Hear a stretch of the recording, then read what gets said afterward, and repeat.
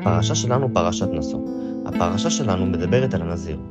הנזיר הוא מי שהחליט לפרוש מן הדברים המותרים, למשל, לגדל שיער או לשתות יין. התורה אומרת על הנזיר כל ימי נזרו קדוש יהיה להשם. בהמשך אומרת התורה שבסיום ימי הנזירות יצטרך הנזיר להביא קורבן חטאת, ועל הקורבן כתוב וכיפר עליו אשר חטא על הנפש. יש לכאורה סתירה בין שתי הפסוקים האלה. האם הנזיר הוא קדוש או שהוא חוטא? מה היחס של היהדות לנזירות? התשובה לזה שהיהדות איננה מקדשת את הנזירות. המטרה שלנו איננה לפרוש מן העולם ולאסור את עצמנו בדברים המותרים. הפוך, המטרה שלנו להשתמש בכוח של האכילה והשתייה למעשים טובים. ולכן, בסיום ימי הנזירות הנזיר מביא קורבן חטאת. אבל, במשך ימי הנזירות, אם הנזיר עושה את נזירותו לצורך לשוב לעולם אחר כך, כדי שיוכל יותר לפעול בעולם, אז בימי נזירותו הוא אכן קדוש להשם, כמו שאומר הפסוק. שבת שלום.